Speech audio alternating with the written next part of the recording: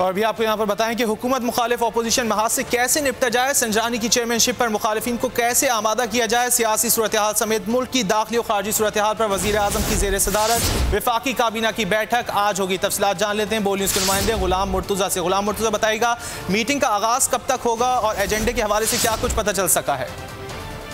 जी, आज काबीना का इजलास दोपहर 3 बजे होगा। तमाम वज़रा को आज अपनी हाजिरी यकीनी बनाने की हिदायत की गई है। जो आज का एजेंडा आइटम्स हैं उनमें सबसे अहम जो ब्रीफिंग है वो वज़ीर के दौरा अमेरिका के हवाले से है।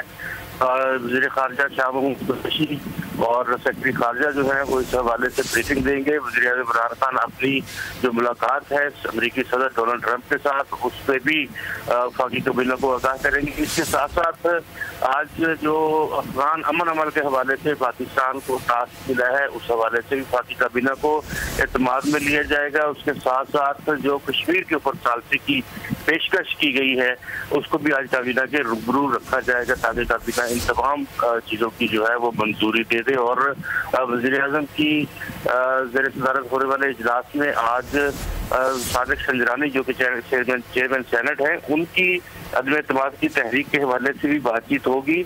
और ये जो जिसको टास्क दिया गया था चंद वज़रा को कि वो अपोजिशन को मनाने के लिए काम का आगाज करे तो वो अपनी कल की होने वाली मुलाकातों के हवाले से वज़ीर आज़म को ब्रीफ करेंगे। इसके साथ साथ जो वफाकी काबीना का इजलास है इसमें गुज़िश्ता ECC के फैसले हैं उनके फैसलों की तौसीक की जाएगी। 2-3 समरीज हैं जिनमें कुछ अदारों के सरबराहान का तकर्रर है उसके हवाले से भी इस इजलास में गौर किया जाएगा और उसकी मंजूरी दी जाएगी।